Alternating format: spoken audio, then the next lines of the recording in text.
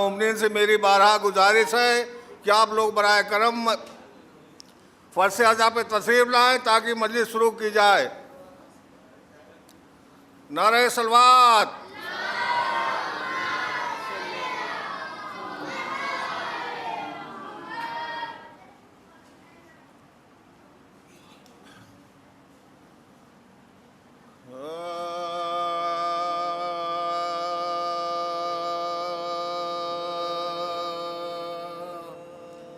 دیار شام میں اہل حرم تمام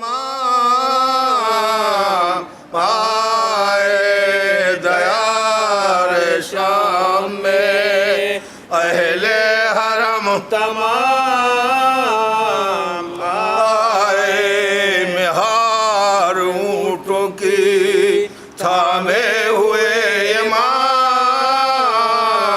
آئے، وہ خاص لوگ جو درمیان ہجوم عام آئے، زبان پہ زینب مضطر کے یہ کلام آئے، زبان پہ زینب مضطر کے یہ کلام آئے، دعائے حق شہ مشرقین کو مارا، دعائے حق شہ مشرقین کو مارا، سپاہ شام نے بھائی حسین کو مارا، سپاہ شام نے بھائی حسین کو مارا، دیار شام میں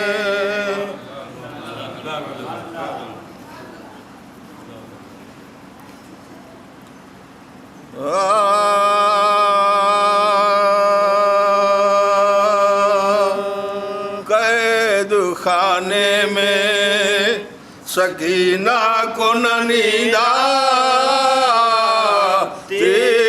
تھی، قید خانے میں سکینہ کو نہ نیند آتی تھی، دم دھیرے سے جو گھٹتا تھا تو گھبراتی تھی، بانو لے لے کے بلائیں اسے سمجھاتی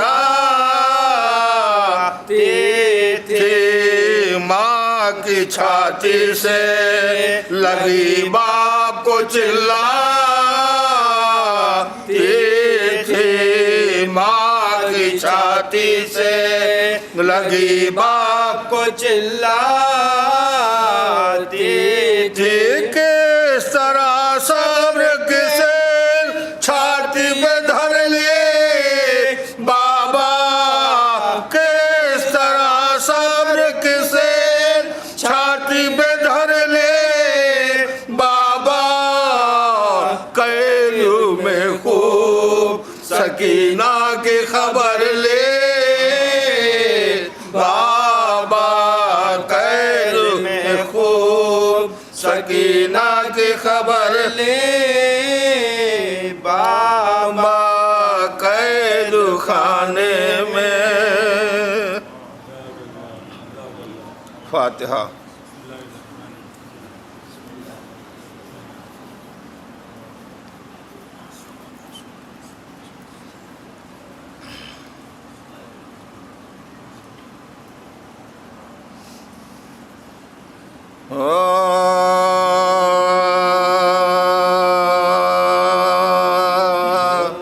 جا کا ہے زینب کے اسیر کا فسانہ، جا کا ہے زینب زینب کی اسیری کا فسانہ دربار یزید ستم ایجاد کا جانا پھر چھوڑ کے اس خانہ برباد پہ آنا گزرا تھا اسے بھی ابھی ایسا نہ زمانہ گزرا تھا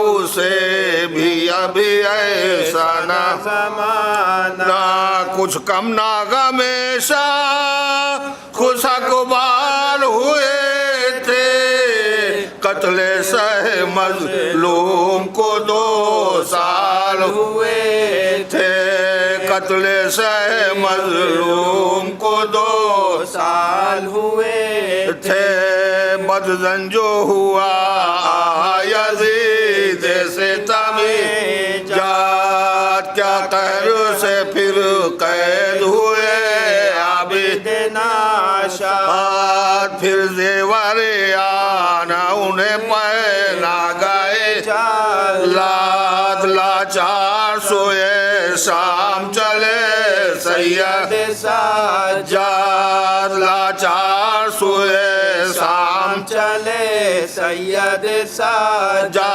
رنج شاہ والا میں گرفتار تھی زینب لکھا ہے کہ اس عہد میں بیمار تھی نام لکھا ہے کہ اس عہد میں بیمار تھی نام جس دم یہ خبر پا گئی واہ حسرت و درد سجاد حزین قید ہوئے جاتے ہیں تنہا اس مرتبہ روئی کہ نہ تھا جست کا نقصہ کہتی تھی نہ چھوڑوں گی میں عابد کو اکیلا کہتی تھی نہ چھوڑوں گی میں عابد کو اکیلا تیرو غم و حسرت کا نشانہ ہوئی زینب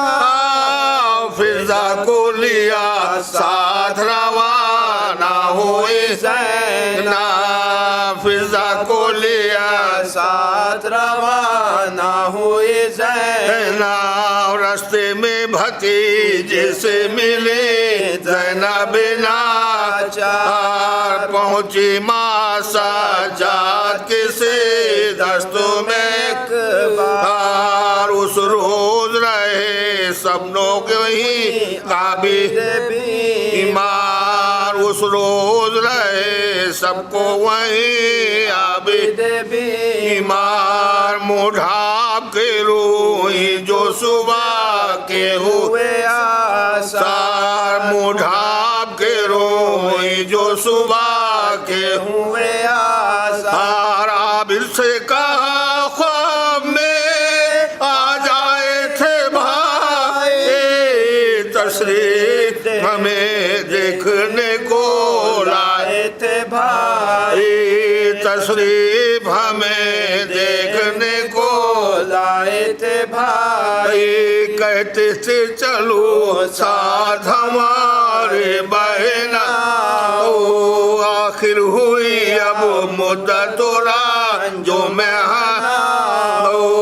ہم آئے ہیں لینے کو اسیر میں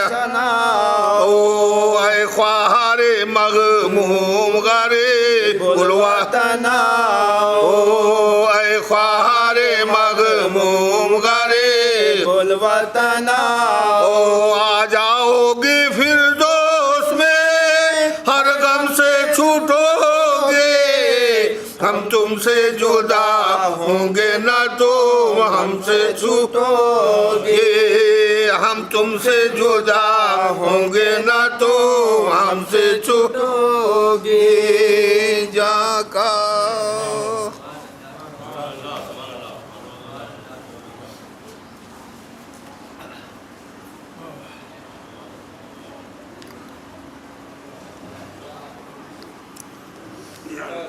آپ حضرات سوزخانی سماعت کر رہے تھے جناب سید دلدار حسین ان کے ہمنوا سے میری درخواست ہے 1-2 پیشخان ہیں ان سے گزارش ہے کہ وہ جلد سے جلد اختصار سے کام لیں گے، کیونکہ مجلس نماز کے پہلے ختم بھی ہونا ہے۔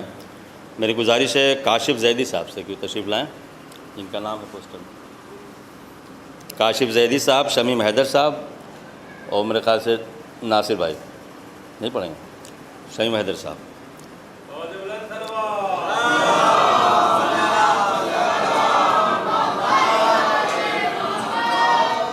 سماعت فرمائیے گا۔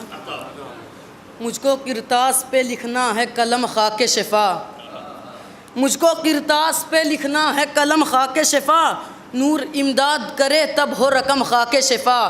مجھ کو کرتاس پہ لکھنا ہے قلم خاک شفا، نور امداد کرے تب ہو رقم خاک شفا، ہر علی والے کی تربت کا بھرم خاک شفا، ہر علی والے کی تربت کا بھرم خاک شفا، یعنی شبیر کا پاکیزہ حرم خاک شفا، ہر علی والے کی تربت کا بھرم خاک شفا، یعنی شبیر کا پاکیزہ حرم خاک شفا۔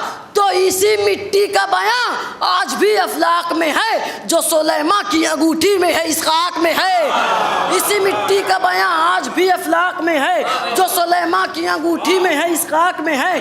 دل یہ کہتا ہے کہ پہلے تو خدا سے پوچھیں، دل یہ کہتا ہے کہ زہرا کی دعا سے پوچھے، دل یہ کہتا ہے کہ خود ارض و سما سے پوچھے، دل یہ کہتا ہے کہ خود اپنی ہی انا سے پوچھیں، کیا ہے تو کون ہے، تیری فضیلت کیا ہے، تو ہی بتلا حد اللہ کی جنت کیا ہے۔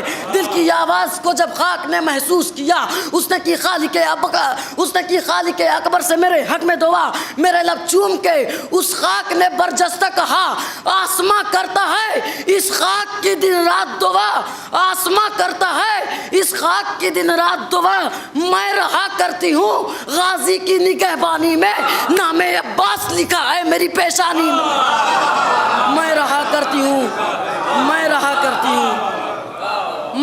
کرتی ہوں غازی کی نگہبانی میں، نام عباس لکھا ہے میری پیشانی میں۔ خاک شفا میں کئی الفاظ ہیں، خے الف کاف شین فے الف شفا، حمزہ الف سے متصل ہے، سماعت فرمائیے گا۔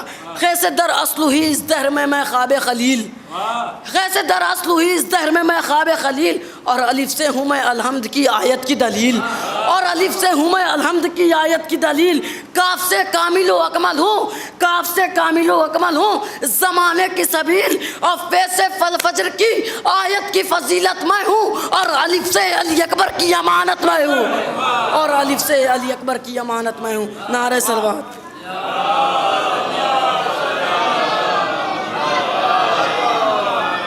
بڑے ابو سماعت فرمائیے گا۔ آمد غم ہے تو شبیر کا ماتم ہوگا، آمد غم ہے تو شبیر کا ماتم ہوگا، ہم رہیں یا نہ رہیں پھر بھی محرم ہوگا، آمد غم ہے تو شبیر کا ماتم ہوگا، ہم رہیں یا نہ رہیں پھر بھی محرم ہوگا۔ کربلا نے مجھے پہنا دیے کالے کپڑے، کربلا نے مجھے پہنا دیے کالے کپڑے، میری بخشش کا وسیلہ بھی یہی غم ہوگا، میری بخشش کا وسیلہ بھی یہی غم ہوگا۔ کربلا چاٹ رہا ہوں میں تیری مٹی کو، کربلا چاٹ رہا ہوں میں تیری مٹی کو، میرا لہجہ تیری تاثیر سے ریشم ہوگا، میرا لہجہ تیری تاثیر سے ریشم ہوگا، اور ہڈیاں سینہ مقتل کی کریں گی چٹ چٹ، ہڈیاں سینہ مقتل کی کریں گی چٹ چٹ، روز عاشور کوئی شیر جو بھرا ہوگا، روز عاشور کوئی شیر جو بھرا ہوگا۔ نعرہ صلوات۔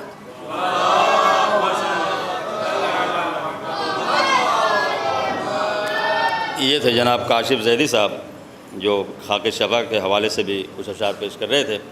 4 مصرے سماعت فرما لیں، اس کے بعد میں دعوت سخن دے رہا ہوں جناب شمیم حیدر صاحب قبلہ برادر عزیز سے کہ وہ تشریف لائیں، کہ شبیر کی الفت نے ہے خوددار بنایا، شبیر کی الفت نے ہے خوددار بنایا، اور ہم لوگ مساجد میں بسیرا نہیں کرتے، شبیر کی الفت نے ہے خوددار بنایا، ہم لوگ مساجد میں بسیرا نہیں کرتے، اور مٹی بھی منگائی ہے تو اپنی ہی زمین سے، مٹی بھی منگائی ہے تو اپنی ہی زمین سے، ہم غیر کی جاگیر پہ سجدہ نہیں کرتے، ہم غیر کی جاگیر پہ سجدہ نہیں کرتے۔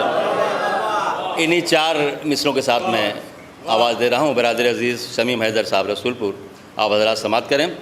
میرے خیال سے مولانا مصروف تشریف لا چکے ہیں۔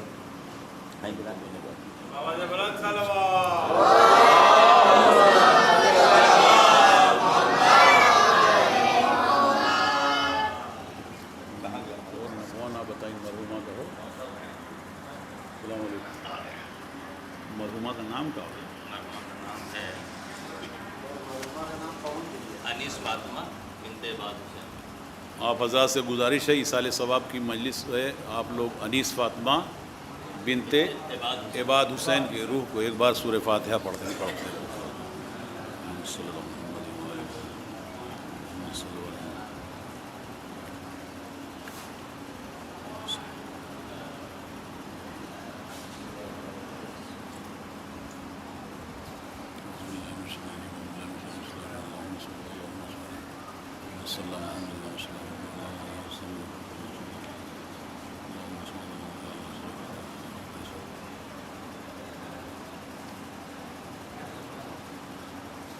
چار مصرے دعائیہ پیش کر رہا ہوں حضرات آپ کے حضرات. ناصر بھائی تو جو دیجیے. قرآن کی ہونٹوں پر ہر وقت تلاوت ہو، قرآن کی ہونٹوں پر ہر وقت تلاوت ہو، بس ذکر علی کا ہو، شبیر کی مدحت ہو، بس ذکر علی کا ہو، شبیر کی مدحت ہو. سب مل کے دعا مانگو اے شیخ عزادارو، سب مل کے نعرہ صلوات، سب مل کے دعا مانگو اے شیخ عزادارو، اس سال ہمیں مولا مہدی کی زیارت ہو، اس سال ہمیں مولا مہدی کی ضمانت ہو. نعرہ صلوات. اللہ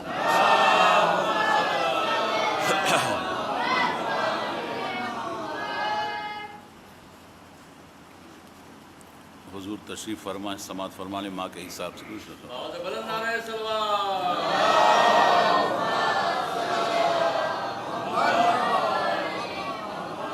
ایک ماں کی مجلس بچوں نے فرش ازا بچھایا ہے، سماعت فرمائیں. مطلب چند شعر سماعت.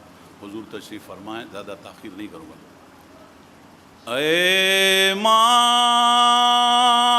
تیرا ممنون ہوں، کیا تیری عطا ہے. اے ماں تیرا ممنون ہوں، کیا تیری عطا ہے. شبیر پہ رونا تیری گودی سے ملا ہے. شبیر پہ رونا تیری گودی سے ملا ہے، اور ہاتھوں سے کھلایا تھا جو مجلس کا تبرک، ہاتھوں سے کھلایا تھا جو مجلس کا تبرک. احسان تیرے خون کا رگوں میں ہے بسا ہے. اے ماں، اے ماں، اے ماں تیرا ممنون ہوں، کیا تیری عطا ہے. اور ماتم اور جلوسوں میں چلی گود میں لے کر، ماتم اور جلوسوں میں چلی گود میں لے کر، یہ عشق میرے عشق کو تو نے ہی دیا ہے، اور تو چومتی تھی تازیہ عباس کا پرچم، تو چوم، بھائی مائک سیکھ کرو، آواز کھینچ رہا ہے میرے بھائی صاحب، تو چومتی تھی تازیہ عباس کا پرچم، گودی میں ہی یہ تجھ سے عمل سیکھ لیا ہے، اور لوری میں سناتی تھی شہیدوں کی کہانی، ہر سانس میں اب میری بسی کرب و بلا ہے، احسان ہے ماں مجھ کو عزادار بنایا، یہ فرش عزاج تیرے غم میں بچھا ہے، یہ فاتحہ خوانی یہ نظر مجلس شبیر، حاصل ہے تجھے فاطمہ زہرا کی دعا ہے، اے ماں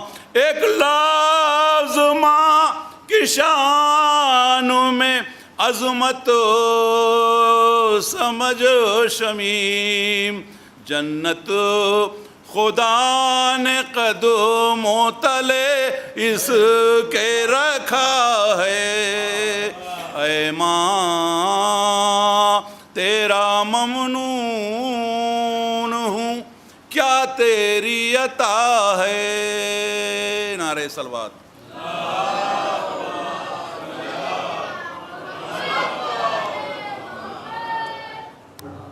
حضرات، یہ تھے برادر عزیز جناب شمیم حیدر صاحب قبلہ۔ اب میں بڑے ادب و احترام کے ساتھ حجت الاسلام علی جناب مولانا محمد حسین حسینی صاحب قبلہ کو درخواست کروں گا کہ افروز ممبر ہوں۔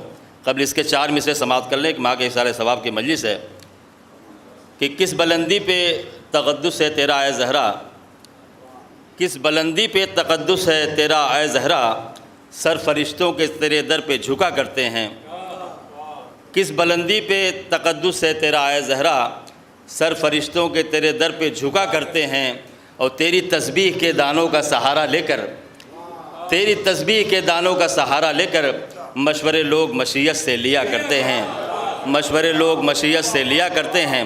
انہی اشعار کے ساتھ میں دعوت سخن دے رہا ہوں، بلکہ ادب و احترام سے گزارش کر رہا ہوں حجت الاسلام علی جناب مولانا محمد حسین حسینی صاحب قبلہ سے افروز ممبر ہوں، اور فضائل و مصائب سید الشہداء آپ کے سامنے بیان کریں گے۔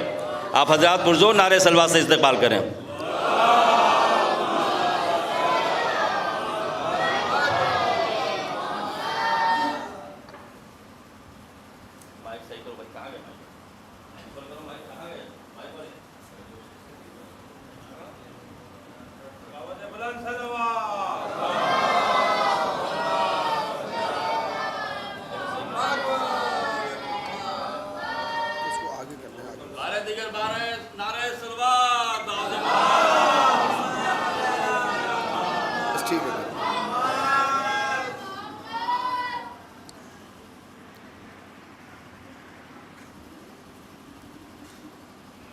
فاتحہ۔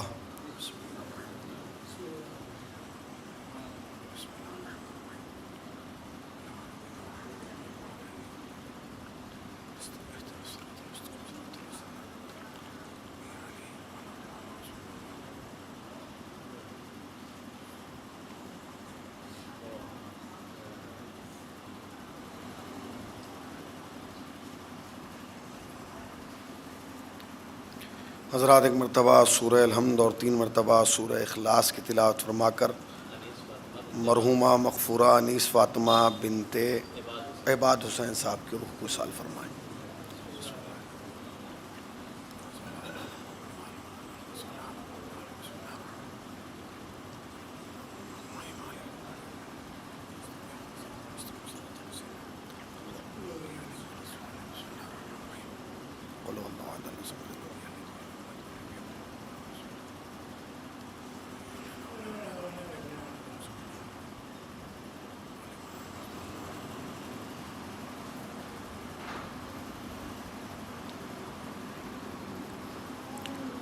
لا حول ولا قوة إلا بالله العلي العظيم. اعوذ باللہ من الشیطان اللعین الرجیم. بسم اللہ الرحمن الرحیم. الحمد للہ الذی ذکرہ للشرف الذاکرین وشکرہ فوز للشاکرین وطاعتہ نجاة للمطیعین.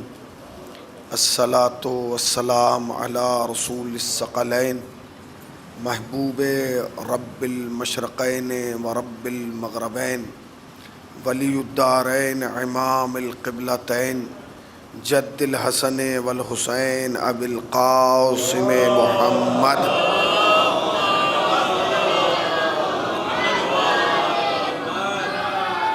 اما بعد فقد قال الرسول صلی اللہ علیہ وآلہ وسلم فاطمۃ بضعۃ منی. صلوات پڑھ دیں بر محمد و آل محمد.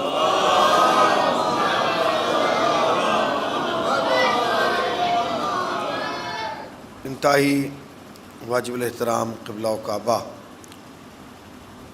اور حاضرین فرش عزا، اس وقت کی مجلس عزا ایک مرحومہ کے ایصال ثواب کے لیے منعقد کی گئی ہے، اور ہم اور آپ جمع ہوئے ہیں ان کے اہل خانہ کو تعزیت پیش کرنے کے لیے اور صبر کی تلقین کرنے کے لیے.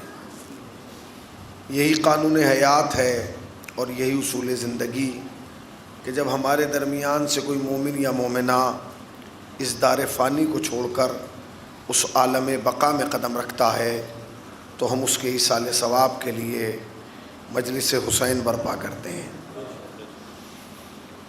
اگر آپ لغت کی دنیا میں جائیں، ڈکشنری کی کائنات میں قدم رکھیں اور الفاظ کو تلاش کریں تو آپ کو احساس ہوگا کہ یہ لفظ مجلس جو بار بار ہماری زندگی میں آ رہا ہے، تکرار ہو کر کبھی مجلس ترحیم کے عنوان سے، کبھی مجلس برسی کے عنوان سے، کبھی مجلس سویم کے عنوان سے، کبھی مجلس پنجم کے اعتبار سے، یعنی بار بار ایک ہی لفظ مجلس کا ہمارے سامنے آ رہا ہے.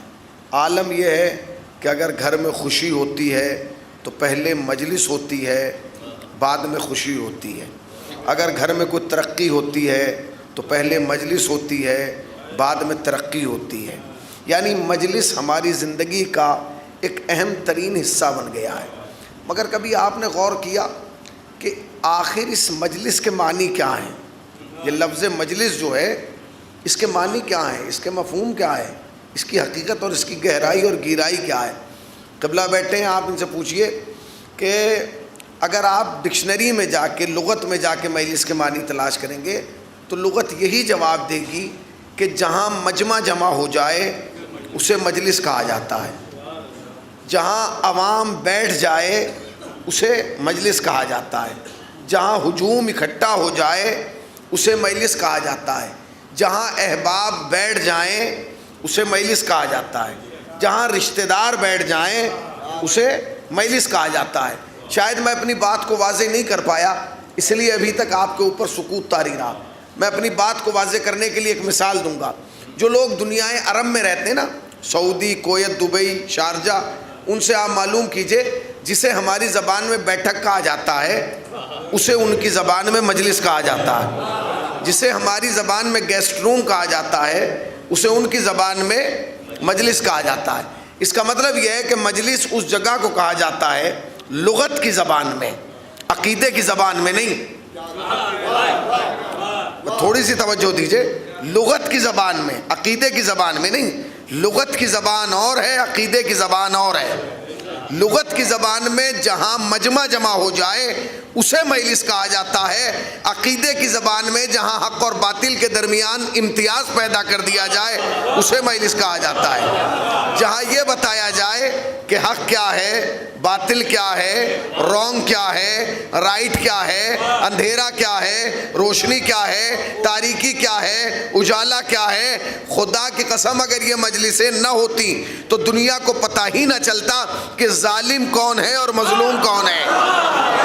قاتل کون ہے اور مقتول کون ہے. اگر یہ مجلسیں نہ ہوتی تو دنیا کو پتہ ہی نہ چلتا کہ گھر لوٹنے والے اور ہیں, گھر لٹانے والے اور ہیں. ایک صلوات پڑھیں نا پر محمد وآل محمد وآل.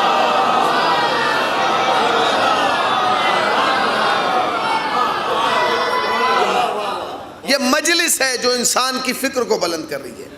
یہ مجلس ہے جو انسان کے شعور کو بلند کر رہی ہے. یہ مجلس ہے جو انسان کے اندر ایک زندگی کی روح پھونک رہی ہے.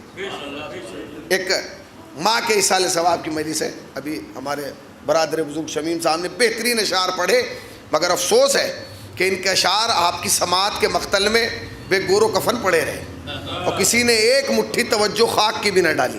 جب ایک آدمی اپنی کوئی بات رکھتا ہے تو وہ چاہتا ہے کہ سامنے والا توجہ دے, ریسپونس دے, پتہ چلے کہ میری بات آپ تک پہنچ رہی ہے. جتنی محبت ایک شاعر کو اپنے مصرے سے ہوتی ہے نا, بس اتنی ہی آپ کو اپنی اولاد سے ہوتی ہے. جتنی ایک خطیب کو اپنے نقطے سے ہوتی ہے, اتنی محبت آپ کو اپنی اولاد سے ہوتی ہے. کیا آپ یہ چاہتے ہیں کہ آپ کی اولاد کو کوئی توجہ نہ دے؟ تو آپ تو یہ چاہتے ہیں کہ آپ کی اولاد کو بھرپور توجہ دی جائے. تو شاعر کیسے نہیں چاہے گا کہ اس کے مصرے کو توجہ دی جائے؟ خطیب کیسے نہیں چاہے گا کہ اس کے نقطے کو توجہ دی جائے؟ لہٰذا جتنی دیر بیٹھے رہیں توجہ دیں. ایک صلوات پڑھیں پر محمد وآل محمد.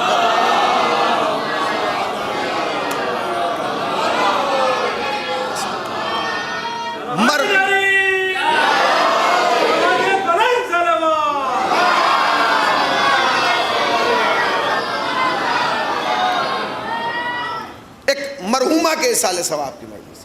اسی لیے میں نے مرسل اعظم کے اس قول کو اس مجلس کے لیے سرنامہ کلام قرار دیا کہ جو آپ نے اپنی اکلوتی بیٹی حضرت فاطمہ الزہرا سلام اللہ علیہا کی عظمت, شان, وقار اور ان کی منزلت کو دنیا کے سامنے اجاگر کرنے کے لیے ارشاد فرمایا فاطمہ تو بضعۃ منی, فاطمہ میرے جگر کا ٹکڑا ہے. عجیب و غریب جملہ ہے. ایک مرحومہ, ایک مومنہ, ایک عزادار, ایک تعزیہ دار, ایک کنیز فاطمہ کی مجلس ہے. لہذا چاہتا ہوں کہ سیدہ سلام اللہ علیہا سے شروع. آپ یقین جانیں دنیا کا واحد مذہب ہے اسلام جس نے عورت کو بہت عزت دی ہے. میں پہلا لفظ قبلہ آپ حضرات کی بارگاہ میں رکھنے جا رہا ہوں, لفظ ضائع نہیں ہونا چاہیے. جتنا احترام, جتنا اکرام, جتنی تعظیم عورت کی اسلام نے کی ہے کسی اور مذہب نے نہیں کی. آپ کہیں گے مولانا دلیل کیا ہے؟ دلیل میں وہ دوں گا جو آپ کے گھروں میں موجود ہے, جو آپ کے ذہنوں میں موجود ہے, جو آپ کے دلوں میں موجود ہے. مرسل اعظم جب اس دنیا سے گئے تو دو چیزیں چھوڑ کے گئے, ایک قرآن, دوسرے اہل بیت. فرمایا کہ جو ان دونوں سے متمسک رہے گا حوض کوثر پر مجھ سے ملاقات کرے گا. تو اب یا تو ہمیں اسلام قرآن سے ملنا ہے, یا ہمیں اسلام اہل بیت سے ملنا ہے, یا ہمیں حیات کے جینے کے طریقے قرآن دے گا یا اہل بیت دے گا. آپ کہتے ہیں کہ اسلام نے عورت کا احترام نہیں کیا, اسلام نے عورت کی آزادی کو چھین لیا, اسلام نے عورت کے مقام کو ختم کر دیا, اس کے وقار کو ختم کر دیا. غلط. اسلام سے زیادہ تو احترام کسی اور مذہب نے کیا ہی نہیں. اسلام کی جو ایک مکمل اور مفصل اور مدلل اور قیامت تک موجود رہنے والی کتاب, معجز نما کتاب قرآن ہے, اس میں مردوں کے نام کا کوئی سورہ نہیں ہے. مردوں کے نام کا کوئی سورہ نہیں ہے, سورہ رجال نہیں ہے, مگر سورہ نساء ہے.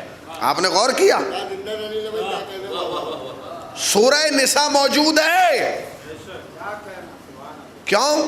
تاکہ دنیا سمجھے کہ اسلام عورت کو کہاں دیکھنا چاہتا ہے.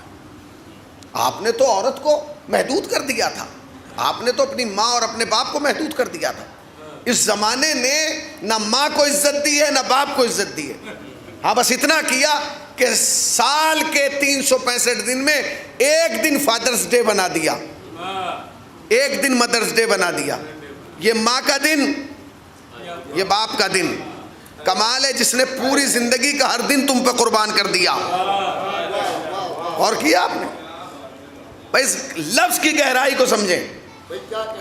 پوری دنیا نے جب ترقی کی تو وہ یہاں تک پہنچی کہ اس نے ایک دن باپ کو دیا, ایک دن ماں کو دیا, اور وہ بھی ماں اور باپ کو نہیں دیا. آدھا دن واٹس ایپ کھا گیا, آدھا دن فیس بک کھا گئی, اور صرف اسٹیٹس لگاتے رہے, happy father's day, happy mother's day. کمال ہے, تم کیا سمجھو گے؟ اسلام تو وہ ہے جس نے تمہیں بتایا کہ تم ماں باپ کا حق ادا نہیں کر سکتے. جانتے ہو کیوں؟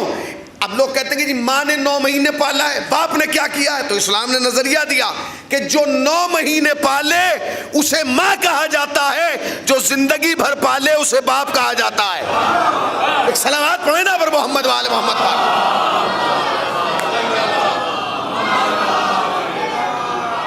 تو ایک دن دنیا والوں نے ماں کے نام کا رکھ دیا, اور کیا کہا بھئی یہ ماں کا دن ہے, مدرز ڈے, یہ father's day, happy mother's day, happy father's day. آپ نے ایک دن لا کے ماں کو کیک کھلا دیا, آپ سمجھے ہم کامیاب ہو گئے. اس نے 365 دن تمہارا خیال رکھا.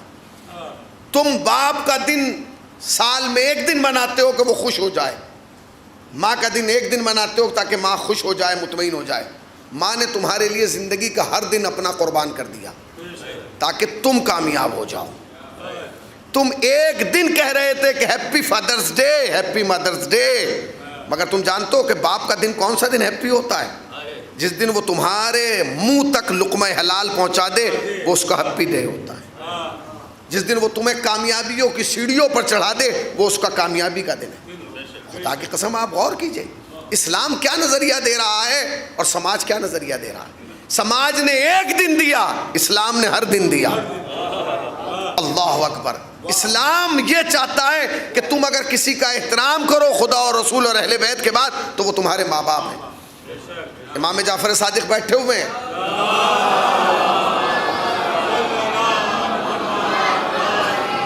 تشریف فرمائیں. ایک صاحب آ گئے, اے فرزند رسول میرے حق میں دعا کیجئے. کہا کیوں؟ کہا رزق میں کمی ہو رہی ہے. آپ نے اپنے ہاتھوں کو اٹھایا, پروردگار اس کے رزق میں وسعت عنایت فرما. سنیے احترام والدین, سنیے مقام والدین, سنیے ماں باپ کا مرتبہ, سنیے ماں باپ کی شان. جوانوں میں تم سے کہہ رہا ہوں جن کے والدین زندہ ہیں, اس جملے کو لے کے جاؤ. شاید میری تقریر کا سب سے بڑا جملہ ہو, ڈگریاں کامیاب نہیں کرتی ہیں, ماں باپ کی دعا کامیاب کرتی ہے. ڈگریاں تو ردی میں رکھی رہ جاتی ہیں, ماں باپ کی دعا ترقیوں کی سیڑھیاں چڑھا دیتی ہے. آپ غور کیجئے. آیا, آنے کے بعد کہا مولا میرے حق میں دعا کیجئے. امام نے کہا کیوں؟ کہا میں بہت زیادہ پریشان ہوں, میری روزی میں تنگی ہے, میرے کاروبار ختم ہوتا جا رہا ہے. امام نے دعا کی, پروردگار اس کے کاروبار میں خیر و برکت عنایت فرما. چلا گیا. دعا کرنے والا کون ہے؟ صادق آل محمد, مصحف ناطق حضرت امام جعفر صادق دعا فرما گیا.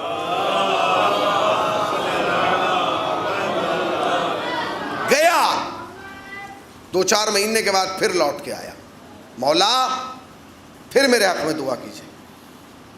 کہا ابھی تو کی تھی. کہا مولا کچھ ہوا نہیں, کاروبار اور بیٹھتا جا رہا. امام نے پھر دعا کی, پھر دعا کی. اب امام دعا کر رہے ہیں, کوئی مولانا کی دعا تھوڑی ہے کہ نہ قبول ہو, امام کی دعا ہے. چلا گیا, پھر لوٹ کے آیا. مولا 2 مرتبہ دعا کرا چکا ہوں مگر دعا اثر نہیں دکھا رہی. اللہ اکبر. کتنی طاقت تھی اس کے اندر یہ کہنے کے لیے, کتنا زور اس نے پیدا کیا ہوگا, کتنی طاقت کو جمع کیا ہوگا یہ کہنے کے لیے کہ فرزند رسول آپ کی دعا قبول نہیں ہو رہی ہے. مگر یہ جملہ اس نے اپنی طرف سے نہیں کہا, مشیت نے کہلوایا تاکہ حقیقت والدین دنیا کے سامنے آ. امام نے کہا کہ ٹھیک ہے, تو 3ری مرتبہ آیا مجھ سے دعا کرانے کے لیے, میں دعا کر دیتا ہوں, کوئی مشکل نہیں ہے, مگر یاد رکھ میری دعا تجھے فائدہ نہیں پہنچائے گی. اللہ اکبر. میری دعا تجھے فائدہ نہیں پہنچا سکتی. کہا کیوں؟ کہا میری دعا اس وقت فائدہ پہنچاتی جب تیرا رزق اس نے بند کیا ہوتا. یعنی کہاں بیٹھے ہیں آپ؟ میری دعا اس وقت فائدہ پہنچاتی جب تیرا رزق اس نے بند کیا ہوتا تو کہا مولا پھر کس نے بند کیا ہے؟ کہا تیرا رزق تو نے خود بند کیا ہے. کہا مولا میں تو روز دکان پہ جاتا ہوں، روز جاب پہ جا رہا ہوں، روز مارکیٹ میں جا رہا ہوں، روز محنت کر رہا ہوں، مگر رزق نہیں کھل رہا. کہا تو نے خود بند کیا ہے. کہا مولا کیسے؟ کہا یہ بتا کہ تیرے گھر میں جو والدین ہیں تجھے بات کیے ہوئے کتنے دن ہو گئے؟ اللہ اکبر، اللہ اکبر. اس جملے کی گہرائی کو سمجھیں. کہا مولا 1 سال ہو گیا. کہا بس یاد رکھ والدین کو راضی کر لے، رزق میں اضافہ ہونا شروع ہو جائے گا. ایک صلاۃ پڑھیں پر محمد وآل محمد.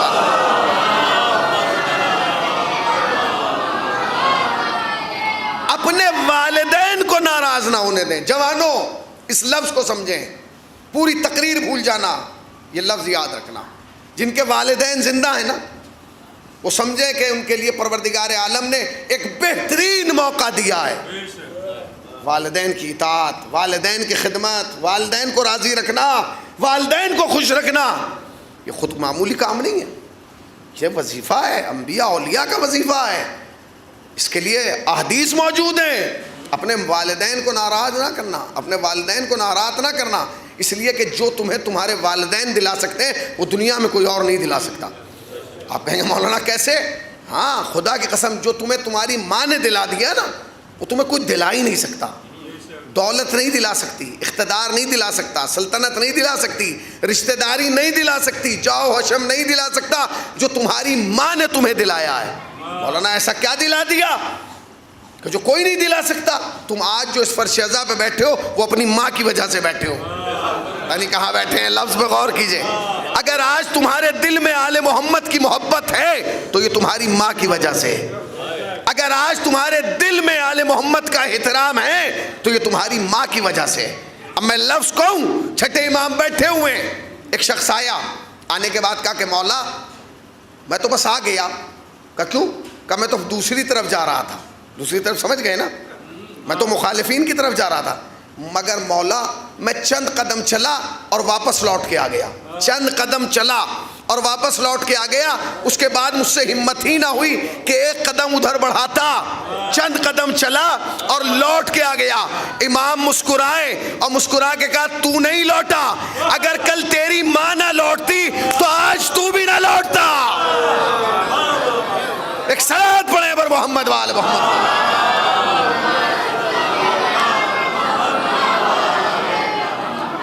اگر آج تم لوٹ کے آئے ہو تو امام فرماتے تیرا کمال نہیں ہے، تیری ماں لوٹ کے آئی تھی اس لیے تو لوٹ کے آیا. اگر آج ہم یہاں بیٹھے ہیں، فرش عزا پہ بیٹھے، یہ احسان ہے ہماری ماؤں کا.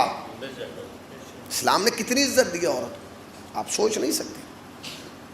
اسلام نے اتنی عزت دی ہے. دیکھیے عورت کے 3 روپ ہیں، یا وہ بیٹی ہے، یا وہ زوجہ ہے، یا وہ ماں ہے.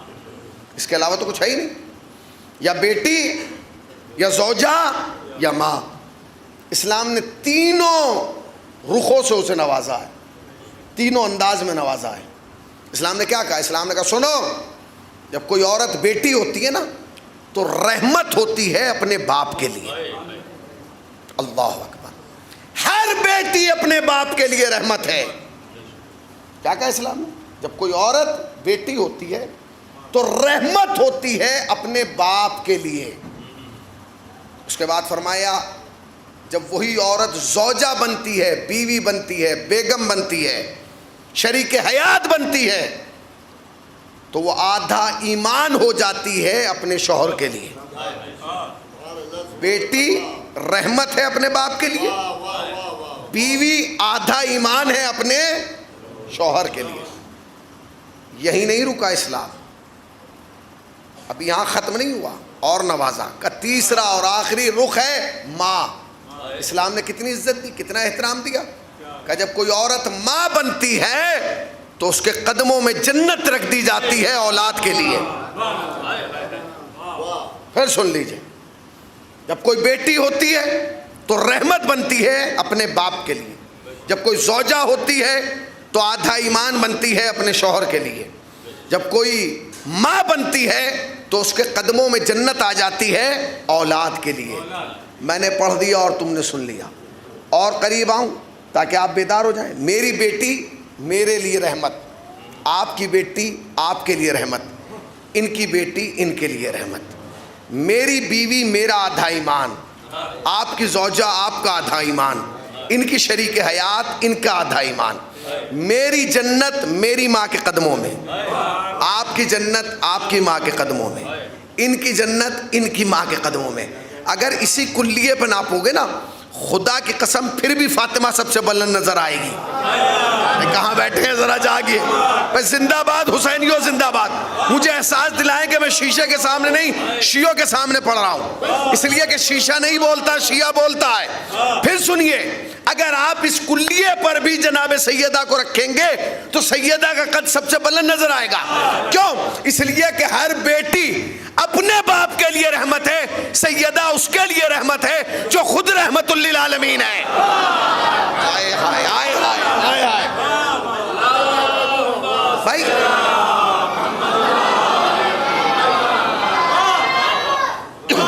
خود دیکھیے بھائی، ہماری بیٹی ہمارے لیے رحمت، آپ کی بیٹی آپ کے لیے رحمت، سیدہ کس کے لیے رحمت ہے؟ اس کے لیے قرآن کہہ رہا ہے وَمَا أَرْسَلْنَاكَ إِلَّا رَحْمَةً لِّلْعَالَمِينَ، ہم نے تو تمہیں بھیجا ہی نہیں مگر یہ کہ عالمین کے لیے رحمت بنا کے بھیجا۔ اب جملہ کہہ رہا ہوں، میری بیٹی میرے لیے رحمت، آپ کی بیٹی آپ کے لیے رحمت، ان کی بیٹی ان کے لیے رحمت، سیدہ اس کے لیے رحمت جو خود عالمین کے لیے رحمت۔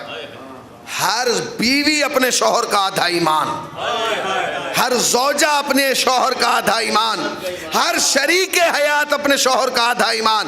تو پھر سمجھو نا سیدہ کتنی بڑی ہیں بھائی، میری بیوی میرا آدھا ایمان، آپ کی بیوی آپ کا آدھا ایمان، ان کی بیوی ان کا آدھا ایمان، سیدہ اس کا آدھا ایمان جو خود کل ایمان۔ صلوات پڑھنا پر محمد و آل محمد پر۔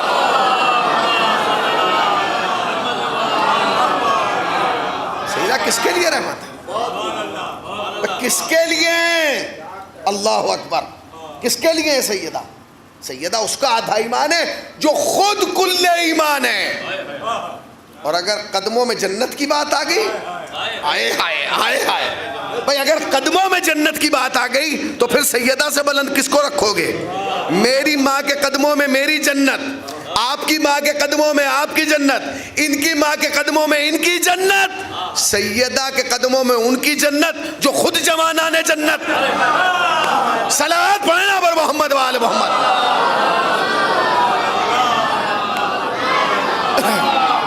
اتنی عظیم خاتون ہے سیدہ،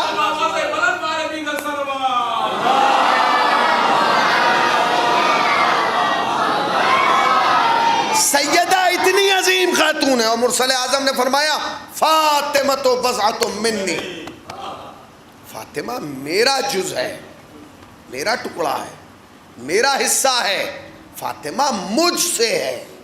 پوری کائنات میں آپ تلاش کریں، قبلہ بیٹھے ہوئے 4 لوگ ایسے ہیں جنہیں نبی نے اپنے سامنے بٹھا کے کہا یہ مجھ سے ہیں اور میں ان سے ہوں، 5واں کوئی ہے ہی نہیں۔ یا تو مولا کائنات کے لیے فرمایا انا وعلی من نور الواحد، میں اور علی ایک ہی نور کے 2 ٹکڑے ہیں۔ مطلب کیا؟ جیسا میں ویسے علی، جیسے علی ویسا میں۔ سیدہ کے لیے فرمایا فاطمہ بضعۃ منی، فاطمہ میرے جگر کا ٹکڑا ہے، فاطمہ میرا جز ہے۔ مطلب کیا؟ جیسا میں ویسی فاطمہ، جیسی فاطمہ ویسا میں۔ حسن کے لیے فرمایا حسن منی وانا منہ، حسن مجھ سے ہے میں حسن سے ہوں۔ مطلب کیا؟ جیسا میں ویسا حسن، جیسا حسن ویسا میں۔ اور حسین کے لیے فرمایا حسین منی وانا من الحسین، حسین مجھ سے ہے میں حسین سے ہوں۔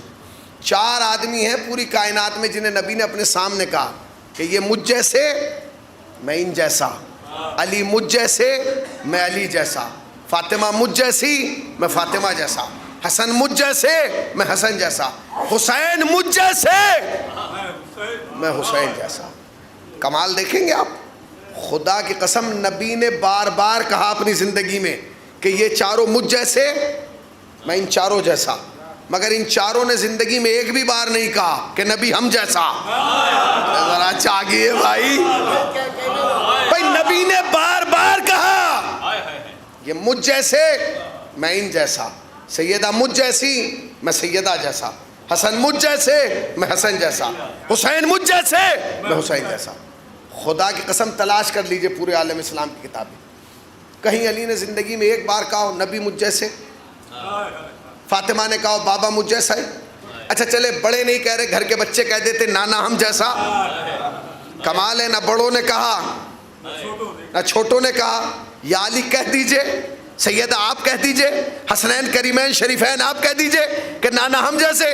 کہنے لگے نہیں تم سمجھے نہیں، نبی بار بار کہیں کہ ہم جیسے بگڑتا کچھ نہیں، ہم ایک بار کہتے ہیں کہ ہم نبی جیسے بچتا کچھ نہیں۔ اس لیے کہ عالم اسلام اس کو ریکارڈ میں رکھے گا کہ علی نے بھی تو کہا تھا نبی ہم جیسے، سیدہ نے بھی تو کہا تھا نبی ہم جیسے، حسنین نے بھی تو کہا تھا نبی ہم جیسے۔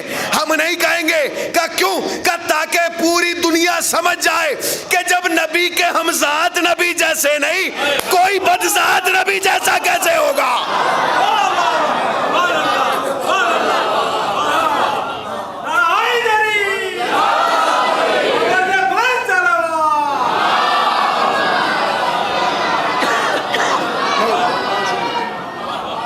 نبی کے ہم ذات نبی جیسے نہیں، کوئی بس ذات نبی جیسا ہوگا۔ لوگوں نے نبی کو سمجھا ہی نہیں، لوگوں نے نبی کو جانا ہی نہیں، لوگوں نے نبی کو پہچانا ہی نہیں، لوگوں نے نبی کا کلمہ پڑھا، نبی کی سیرت کو نہیں پڑھا۔ اگر نبی کے کلمے کے ساتھ نبی کی سیرت کو پڑھتے تو جو ادے پور میں ہوا ہے یہ نہ ہوتا۔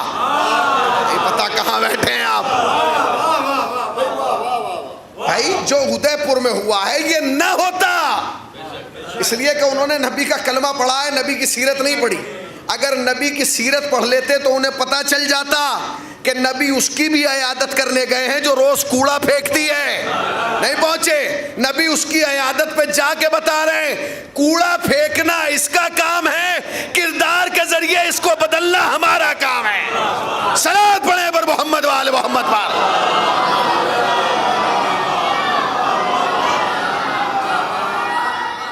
بھائی لوگوں نے نبی کی سیرت کو نہیں پڑھا، نبی کا کلمے کو پڑھ لیا۔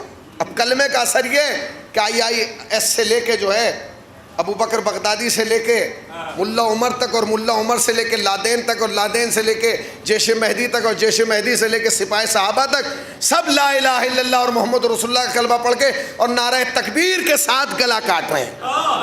یہ آج کا نہیں ہے، یہ بڑا پرانا ہے۔ علامہ اقبال نے اسی لیے تو کہا تھا یہ تماشا ہوا اسلام کی تقدیر کے ساتھ، قتل شبیر ہوا نعرہ تکبیر کے ساتھ۔ صلوات پڑھیں نا پر محمد وآل محمد پر۔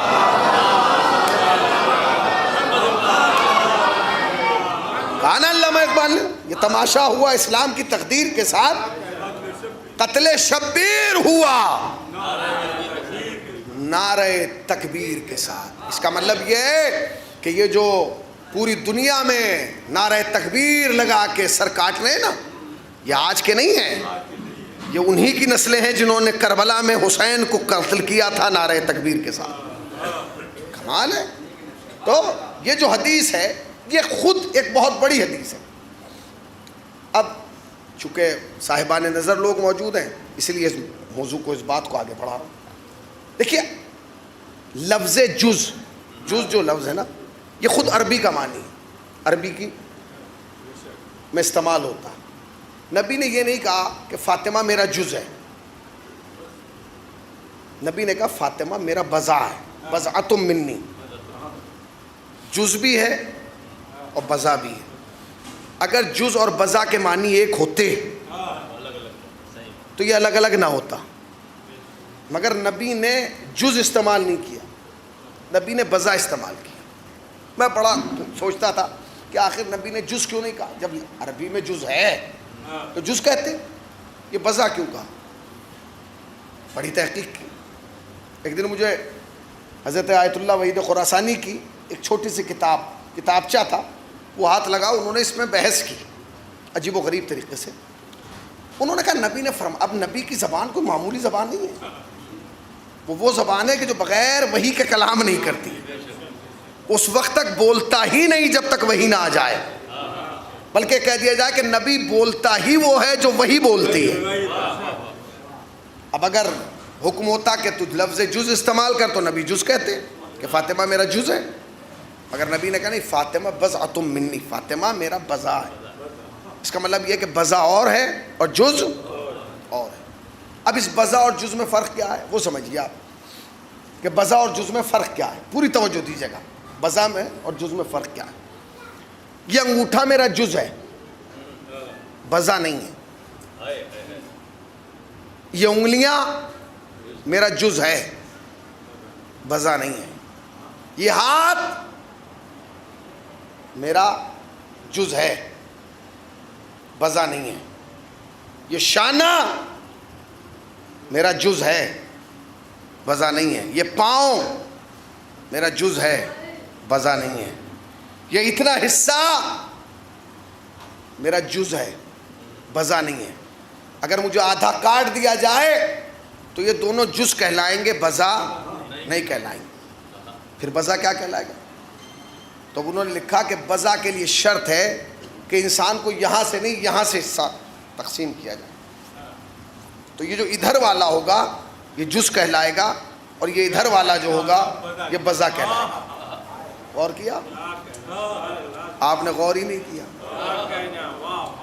آدمی کو یہاں سے کاٹا جائے دو حصوں میں تو یہ دونوں جز کہلائیں گے، بضع نہیں کہلائیں گے۔ مگر اگر آدمی کو یہاں سے کاٹا جائے تو یہ جو ادھر والا حصہ ہوگا یہ بضع ہوگا اور یہ والا جز ہوگا۔ قریب آؤں، اور وہ کہتے ہیں کہ جہاں 75% ہو اسے بضع کہا جاتا ہے۔ بیٹھے ہیں ذرا جاگیے بھائی، جہاں 75% ہو اسے بضع کہا جاتا ہے، جہاں 25% ہو اسے جز کہا جاتا ہے۔ اور قریب آ جاؤں، 1 روپے میں سے 75 پیسے ایک طرف ہوں وہ بضع کہلائے گا، اور 25 پیسے جز کہلائیں گے۔ 100 میں سے 75 روپے بضع کہلائیں گے، 25 جز کہلائیں گے۔ پھر سن لیجئے، نبی نے فرمایا فاطمہ بضعۃ منی، یعنی فاطمہ میرا 75% حصہ ہے۔ آپ نے غور ہی نہیں کیا۔ پھر سن لیجئے، یعنی میرا 75% حصہ جو ہے وہ کیا ہے؟ فاطمہ ہے۔ آپ نے غور ہی نہیں کیا۔ اگر آپ غور کر لیتے تو آپ کی سبحان اللہ عرش تک چلی جاتی۔ پھر سن لیجئے، ایک طرف 75 ہے ایک طرف 25 ہے۔ قریب آؤں تاکہ آپ جاگیں۔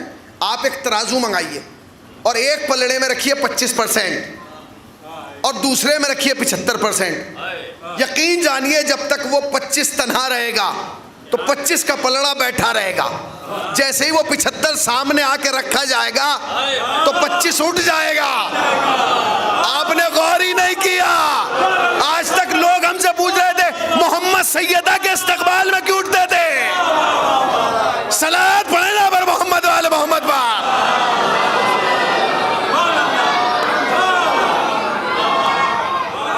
صلوات پڑھیں پر محمد والے۔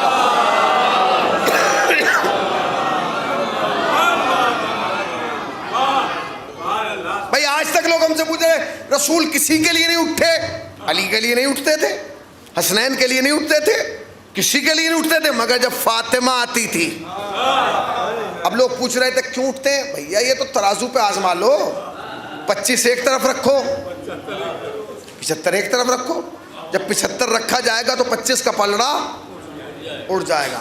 جب دربار رسالت میں 75% آتا تھا نا، آئے ہائے، تو سیدہ سلام اللہ علیہا کو دیکھ کے مرسل اعظم کھڑے ہو جاتے۔ وہ خالی کھڑے نہیں ہوتے تھے، روایات کے جملے یہ کہ آگے بڑھتے تھے، فاطمہ کی پیشانی چومتے تھے، فاطمہ کے ہاتھوں کو بوسہ دیتے اور لا کے وہاں بٹھاتے تھے جہاں خود بیٹھتے تھے۔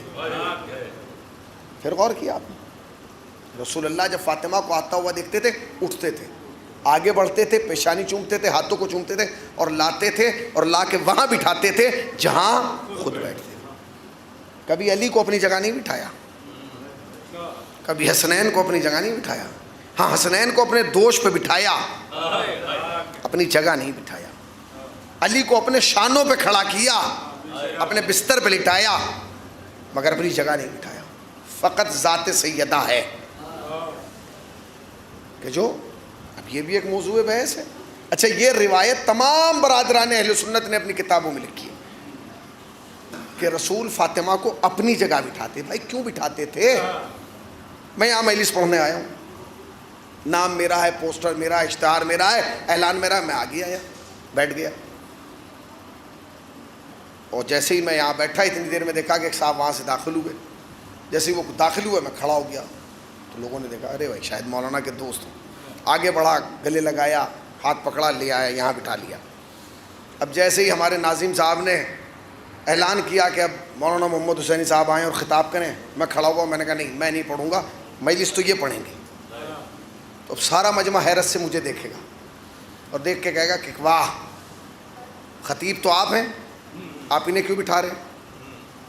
خطیب تو آپ ہیں, آپ انہیں کیوں بٹھا رہے ہیں؟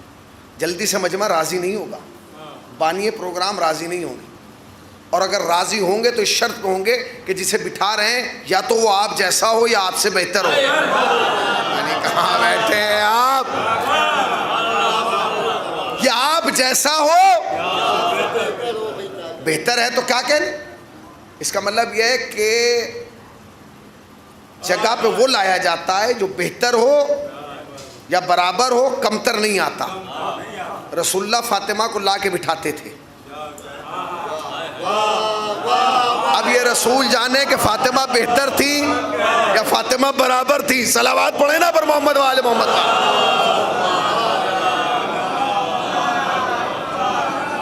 کون ہے فاطمہ؟ فاطمہ ہے کون؟ فاطمہ وہ واحد ذات ہے کہ جس کے لیے تمہارے معصوم نے فرمایا کہ ہم 11 تمہارے لیے حجت ہیں, فاطمہ ہمارے لیے حجت. جتنی دشمنی اس کائنات میں سیدہ کے ساتھ رکھی گئی ہے نا, کسی اور ذات کے ساتھ نہیں رکھی. جتنا حسد, جتنا بغض, جتنا عناد سیدہ سے کیا گیا ہے کسی اور ذات سے نہیں کیا گیا. خدا اس حسد اور بغض کی بیماری سے ہم سب کو بچائے. بہت بری بیماری ہے. جانتے ہیں دنیا میں ہر چیز کی وجہ ہے, حسد کی کوئی وجہ نہیں ہے. یہ پتہ نہیں کب, کس سے, کہاں, کس وجہ سے ہو جائے. اللہ حسد سے بچائے, اللہ بغض سے بچائے. حسد کی مختلف قسمیں ہیں. کسی کی اچھی گاڑی دیکھ لی, حسد شروع ہو گیا.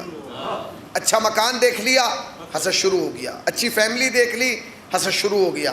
اچھی اولاد دیکھ لی, حسد شروع ہو گیا. اچھی بیوی دیکھ لی, حسد شروع ہو گیا. کوئی وجہ ہی نہیں. حد یہ ہے کہ بھائی بھائی سے حسد کر رہا ہے, دوست دوست سے حسد کر رہا ہے, پاس بیٹھنے والا پاس بیٹھنے والے سے حسد کر رہا ہے. اچھا یہ حسد ہوتا کیوں ہے؟ یاد رکھیے گا, حسد جب بھی ہوگا صاحب کمال سے ہوگا, صاحب زوال سے نہیں ہوگا. پتہ نہیں کہاں بیٹھے ہیں, میں کیا کہہ رہا ہوں. حسد جب بھی ہوگا صاحب کمال سے ہوگا, صاحب زوال سے نہیں ہوگا. اگر سامنے والا آپ سے جل رہا ہے تو تلاش کیجئے کہ آپ کے اندر ایسی کون سی خوبی ہے جو اسے جلنے پہ مجبور کر رہی ہے. غلط کہہ رہا ہوں بھائی, ایسی کون سی خوبی ہے کہ جو سامنے والے کو جلنے سے مجبور کر رہی ہے جلنے پر. آپ کہیں گے مولانا نے کیسے کہہ دیا؟ آج جو دنیا علی سے حسد کر رہی ہے کس وجہ سے کر رہی ہے؟ اگر علی اپنے باپ کے گھر میں پیدا ہوتے تو حسد نہ ہوتا. علی کعبے میں پیدا ہوئے تو اس لیے حسد ہو گیا. علی نے توریت زبور انجیل سنا دی اس لیے حسد ہو گیا. علی دستے رسالت پہ آئے اس لیے حسد ہو گیا. علی فاتح خیبر و خندق بن گئے اس لیے حسد ہو گیا. علی کی اولاد حسنین جیسی تھی اس لیے حسد ہو گیا. علی کی زوجہ فاطمہ جیسی تھی اس لیے حسد ہو گیا. علی کے سسر رسول جیسے تھے اس لیے حسد ہو گیا. حسد تو کمال سے ہوتا, زوال سے تھوڑی ہوتا.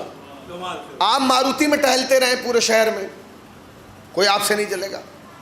ارے ٹہل رہا ہے ٹہلنے دو, 35,000 کی مل جاتی ہے, زیادہ بڑھے گا تو 50,000 کی لے آئے گا. اور آپ آڈی لے آئیں, BMW لے آئیں, پورا گاؤں کوہنی مار کے ایک دوسرے سے پوچھا کہاں سے لایا ہے, تو یہ کہاں سے لے آیا, اس کے حالات تو نہیں تھے ایسے. کہ ہوتا ہے کہ نہیں, ہوتا ہے کہ نہیں؟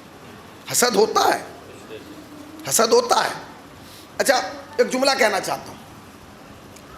اگر انسان چاہتا ہے نا وہ محفوظ رہے، ہر بلا سے، ہر مصیبت سے اپنے آپ کو محفوظ رکھنا چاہتا ہے، تو اس کا بہترین طریقہ یہ ہے کہ اپنی اوقات میں رہے۔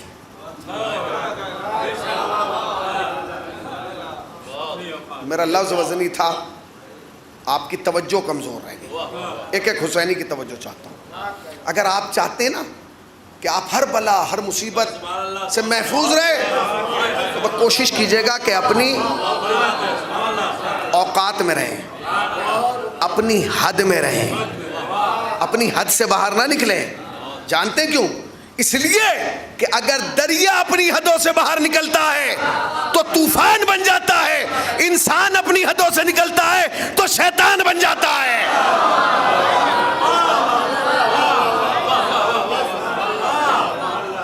دریا حدوں سے نکلا تو طوفان بن گیا، انسان حدوں سے نکلا شیطان بن گیا۔ اب جب انسان شیطان بن جاتا ہے پھر اسے ہوش ہی نہیں رہتا کہ وہ بول کیا رہا ہے، وہ کر کیا رہا ہے، اس کا ماضی کیسا ہے۔ یقین جانے اس آدمی کو تو سماج میں بولنے کا حق ہی نہیں ہے جس کا ماضی شرمندہ ہو۔ یعنی کہاں بیٹھے ہیں بھائی؟ اس آدمی کو تو بولنے کا حق ہی نہیں ہے کہ جس کا ماضی شرمندہ ہو۔ ابھی جانتے ہیں ایک جگہ ہم گئے، وہاں بحث ہو رہی تھی ایک صاحب کو لے کے، میں نے کہا بھائی کیوں بحث؟ کہہ لیں مولانا ہر مذہبی معاملے میں بولنے لگتے ہیں۔ تو میں نے کہا بھیا یہ بھی قوم کا حصہ ہے، انہیں بولنے کا آگے، کہہ لیں گے انہیں تھا اب نہیں ہے۔ کہا کیوں؟ کہا اس لیے کیونکہ جب انہیں امام بارگاہ کی ذمہ داری دی گئی تھی تو انہوں نے 1.5 کلو چاندی بیچ دی تھی، اگر چاندی نہ بیچتے تو بولنے کا اختیار تھا۔ اس کا مطلب یہ ہے کہ یا ہر انسان یاد رکھے اگر ماضی شرمندہ ہے تو خاموش رہے۔ دوسرے کو کہنے سے پہلے اپنے گریبان میں جھانکیں۔ اہل بیت سے حسد کیوں ہے؟ کیونکہ سارے کمالات اہل بیت کو مل گئے، سارے کمالات اہل بیت کو مل گئے۔ اب نتیجہ کیا نکلا؟ نتیجہ یہ نکلا کہ جناب زہرا سے زیادہ دشمنی کسی اور ذات کے ساتھ نہیں کی۔ آپ کہیں گے مولانا کیسے؟ میں آپ کو بتا رہا ہوں کیسے۔ دیکھیے آپ، دشمنی کے 2 طریقے ہیں۔ ایک وہ دشمنی ہے جو انسان کی زندگی تک رہتی ہے، ایک وہ زندگی ہے جو انسان کی دشمنی ہے جو انسان کی زندگی کے بعد بھی منتقل ہو جاتی ہے۔ مثلا مثال کے طور پہ جب تک جناب سیدہ زندہ رہیں، حیات رہیں، لوگوں کی 2 دشمنیوں کے طریقے تھے۔ پہلی تو کوشش یہ تھی کہ سیدہ کی ذات گھٹا دی جائے، ان کے مرتبے، ان کے وقار، ان کے منصب، ان کی شخصیت کو کم کر دیا جائے۔ کوئی کم کر پایا؟ کم کر پایا؟ بولیے بھائی، کوئی سیدہ کی ذات کو کم کر پایا؟ نہیں۔ جب زمانہ سیدہ کی ذات کو گھٹانا چاہتا تھا تو آیت تطہیر آگے بڑھی، اور آیت تطہیر نے کہا جس کے دامن پہ میں ہوں اسے کوئی گھٹا نہیں سکتا۔ لوگوں نے کہا ٹھیک ہے بھائی، اگر سیدہ گھٹا نہیں پا رہے ہو سیدہ کے وجود کو تو ان کی ذات کو مٹا دو، انہیں ختم کر دو، انہیں فنا کے گھاٹ اتار دو، ان کے وجود کو ختم کر دو۔ تو لوگوں نے سیدہ کے وجود کو مٹانا چاہا۔ وجود مٹ پایا؟ نہیں۔ جب وجود مٹانے جا رہے تھے تو امامت آگے بڑھی، اور امامت نے آگے بڑھ کے کہا جس کی نسل میں ہم ہیں اسے کوئی مٹا نہیں سکتا۔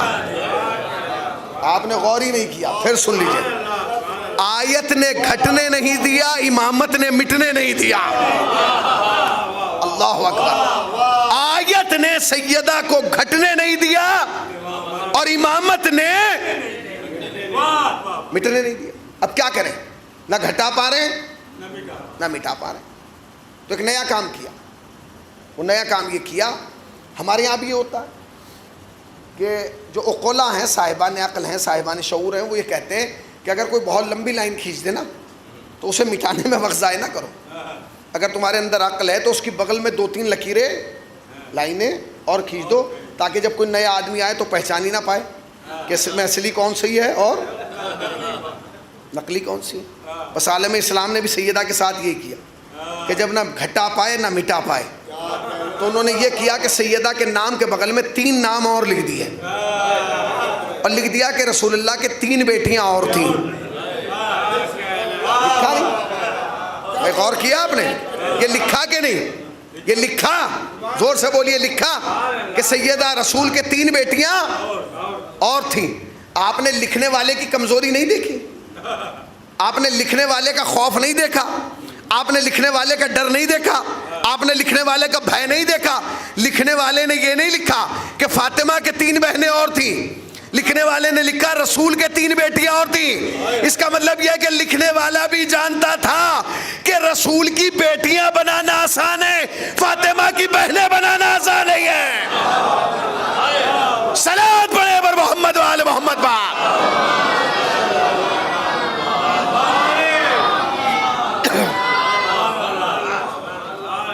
وہ بھی سمجھتے تھے کہ سیدہ کی بہنیں بنانا مشکل, اور انہوں نے لکھ دیا. اور کمال یہ کہ جو نام رکھے وہ بھی ہمارے قبیلے کے رکھے. آپ نے غور ہی نہیں کیا, اگر آپ پہنچ جاتے تو شاید لفظ اور آگے بڑھ جاتا.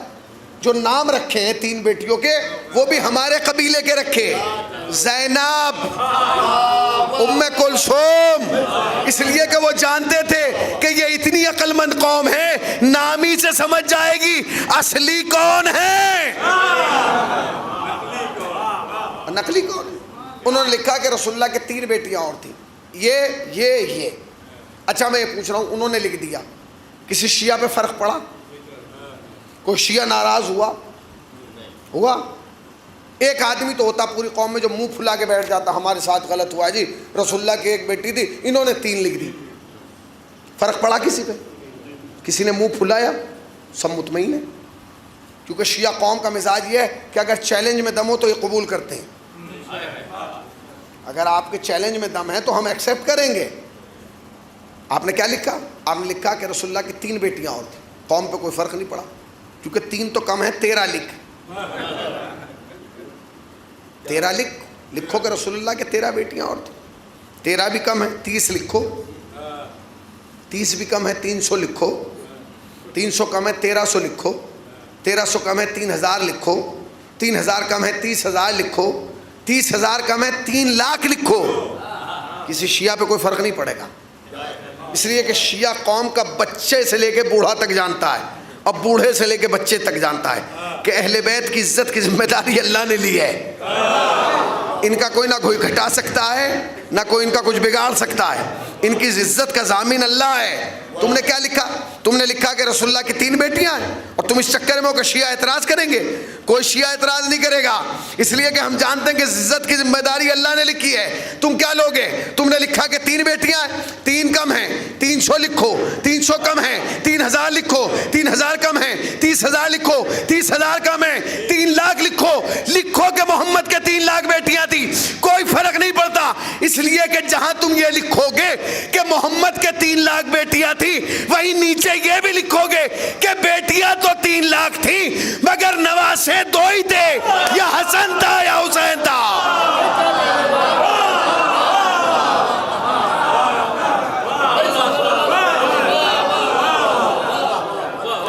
صلوات پڑھے پر محمد وا.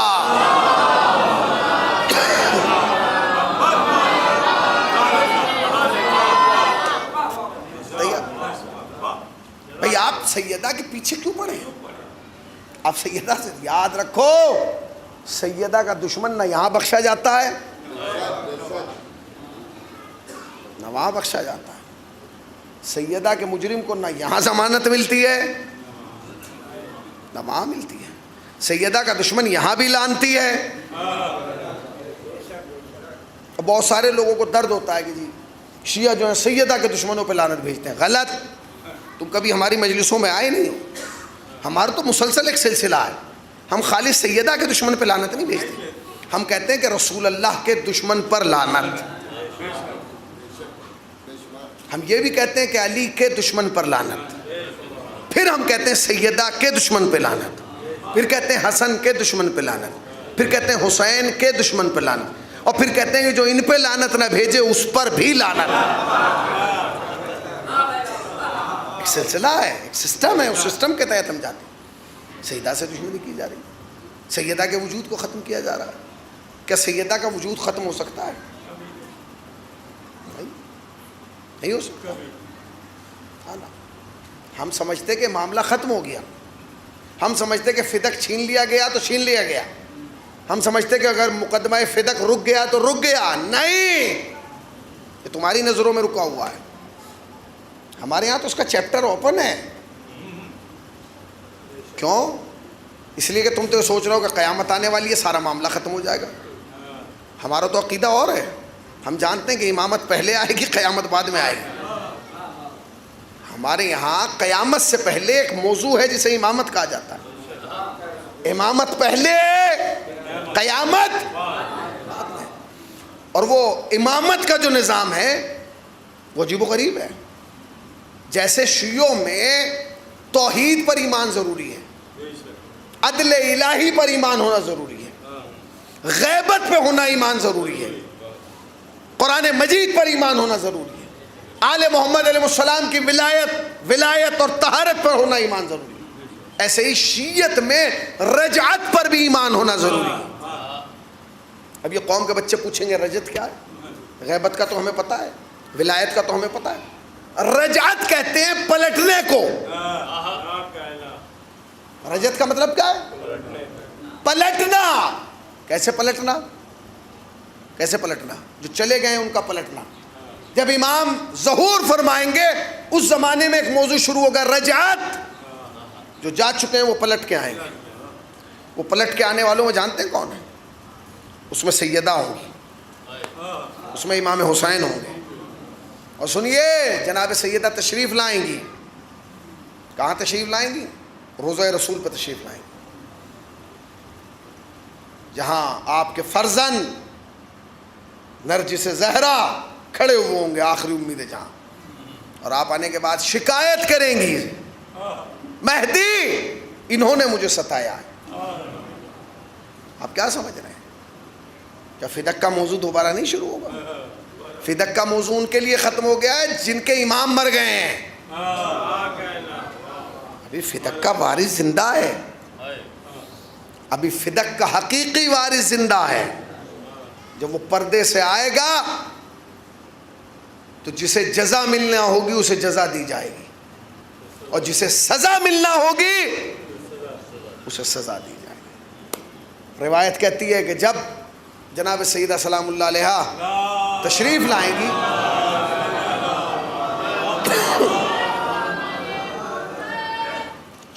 پانچ جملے کہیں گی. امام مہدی کو دیکھیں گی اور 5 جملے کہیں گی, اور 5ویں جملے پہ بے ہوش ہو جائیں گی. پہلا جملہ کہیں گی, مہدی وہ لوگ ہوں گے جو جناب زہرا کے مجرم ہیں, وہ بھی وہاں ہوں گے, کھڑے ہوئے ہوں گے, زندہ ہوں گے, انہیں کھڑا کیا جائے گا, وہ دیکھ رہے ہوں گے کہ کیا ہو رہا ہے. پہلا جملہ کہیں گے, مہدی انہوں نے مجھے بھرے دربار میں جھٹلایا ہے.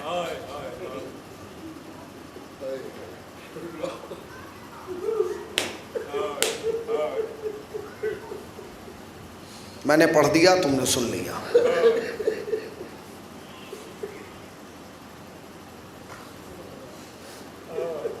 دوسرا جملہ کہیں گی,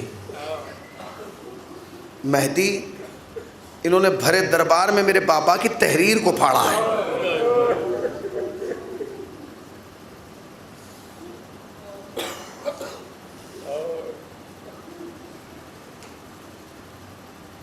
تیسرا جملہ کہیں گی, مہدی انہوں نے میرے پہلو پہ دروازہ گرایا.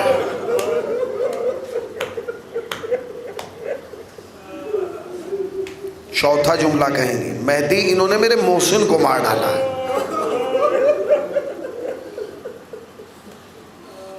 اور 5واں جملہ کہہ کے زہرا بے ہوش ہو جائیں گی, کہیں گی مہدی اس نے مجھے تماچا مارا ہے.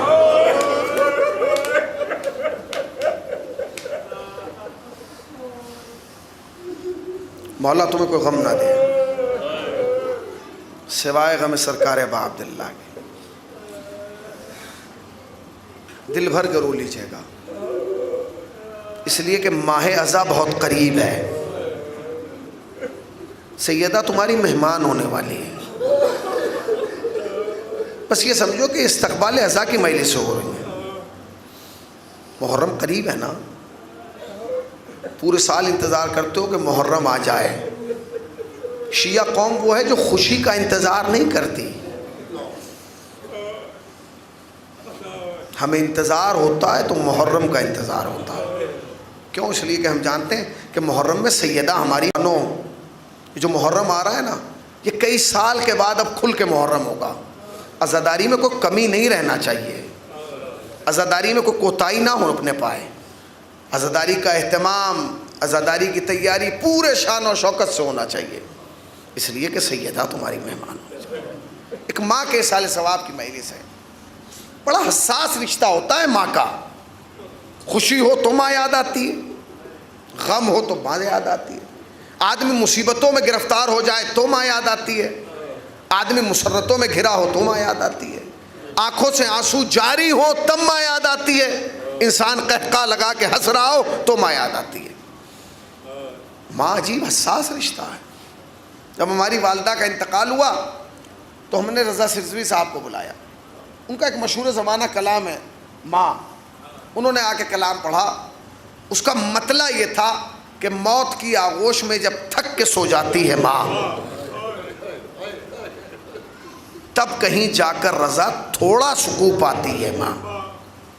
انہوں نے کلام پڑھا، جب وہ کلام پڑھ کے بیٹھ گئے نا تو میں ان کے قریب گیا اور میں نے کہا چچا یہ تو مطلع میں آپ نے ماں کا تذکرہ کیا نا، موت کی آغوش میں جب تھک کے سو جاتی ہے ماں تب کہیں جا کر رضا تھوڑا سکون پاتی ہے ماں، یہ تو میری ماں ہے، آپ کی ماں ہے، یہ ہماری مائیں ہیں جنہیں قبروں میں جا کے تھوڑا سکون مل جاتا ہے۔ ایک ماں وہ ہے جسے قبر میں بھی سکون نہیں ملا، سمجھ گئے ہو نا، دل بھر کے رو۔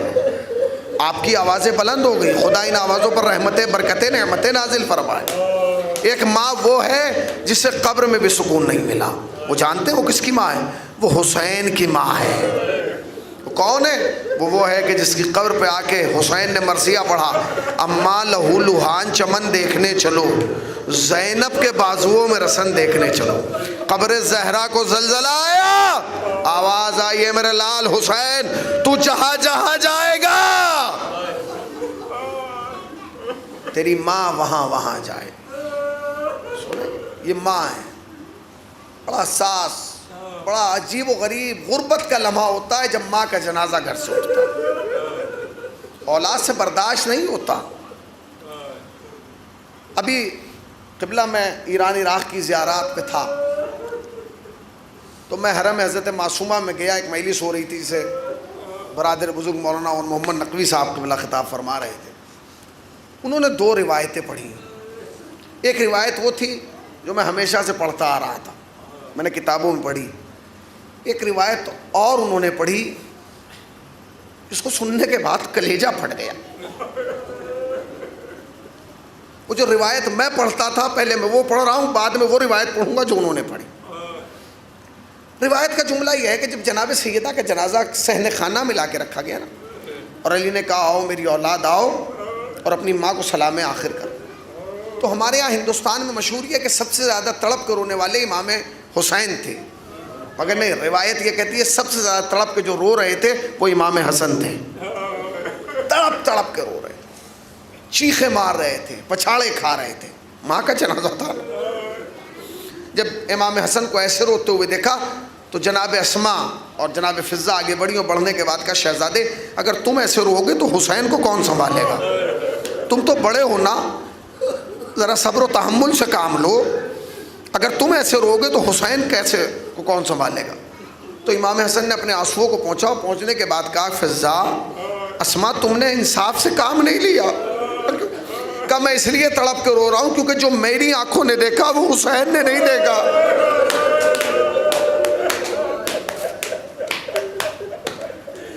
جو میری آنکھوں نے دیکھا وہ حسین کی آنکھوں نے نہیں دیکھا۔ شہزادے آپ نے کیا دیکھا؟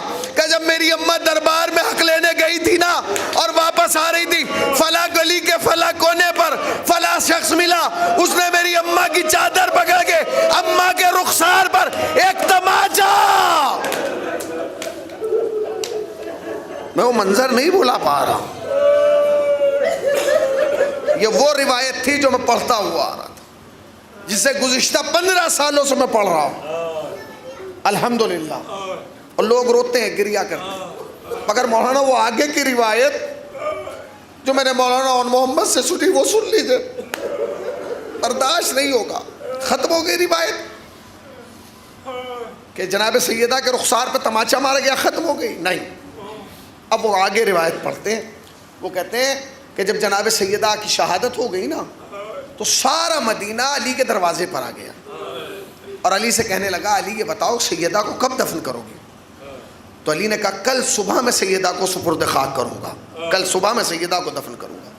مدینہ اپنے گھروں کو لوٹ گیا. جب سب اپنے گھر چلے گئے نا علی نے رات کے اندھیرے میں جلدی سے غسل دیا، جلدی سے کفن پہنایا اور لا کے رات کے اندھیرے اور رات کی تاریکی میں سیدہ کو سپرد خاک کر دیا. بس ایک لمحے کی روایت ہے، ہماری سن لیجیے. ختم ہو گئی. کہتے ہیں جب صبح ہوئی تو سارا مدینہ علی کے دروازے پہ آ گیا. وہ کہتے ہیں شیخین بھی آئے. علی کے دروازے پہ جو شخص سامنے کھڑا تھا اس کا نام میسم تھا. ان شیخین نے آ کے میسم سے پوچھا یہ بتاؤ سیدہ کا جنازہ کب اٹھے گا؟ تو میسم نے جواب دیا سیدہ کو تو علی نے دفن کر دیا. کہا دفن کب کیا؟ تو جناب میسم نے کہا کہ سیدہ کو رات دفن کر دیا گیا بی بی کو. بس تاریخ کہتی ہے کہ اس میں سے ایک شخص کو اتنی زور سے غصہ آیا کہ اس نے ایک تماچا جناب میسم کے رخسار پہ مارا. جناب میسم زمین پہ گرے اور مچھلی کی طرح تڑپنے لگے. اس لیے نہیں کہ تماچا وزنی تھا بلکہ جناب میسم رو کے اپنے رخسار پہ ہاتھ رکھ کے کھڑے ہوئے اور اس شخص سے دیکھ کے کہا اے شخص یہ بتا کیا تو نے سیدہ کو بھی اتنی زور سے تماچا مارا؟ ارے جب میں برداشت نہیں کر پایا، ارے رسول کی بطول بیٹی کیسے تیرے رخسار تماچے کو برداشت کرے گی؟ ارے ملعون، کہاں تیرا تماچا، کہاں سیدہ کا رخسار، کہاں رسول؟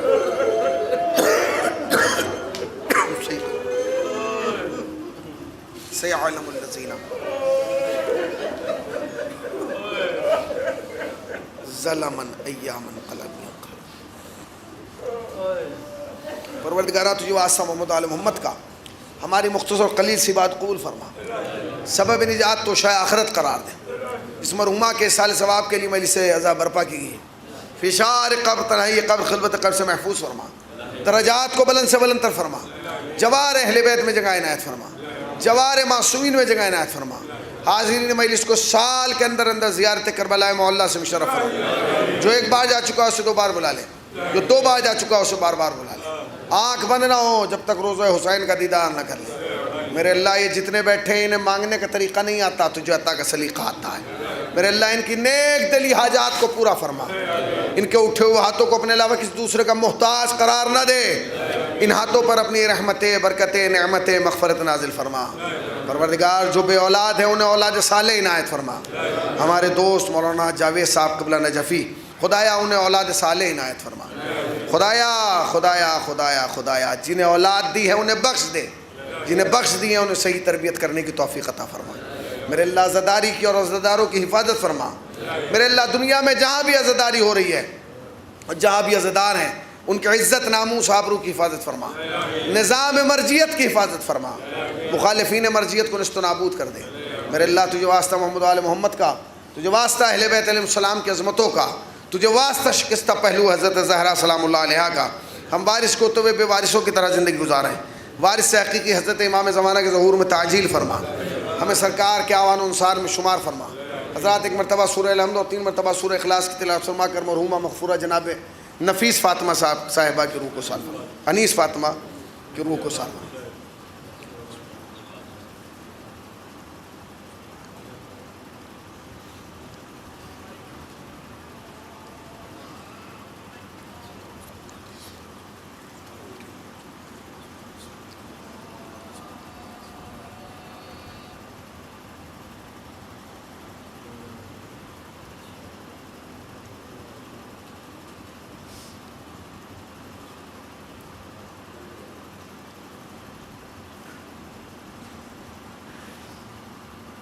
ربنا تقبل منا انك انت السميع العليم.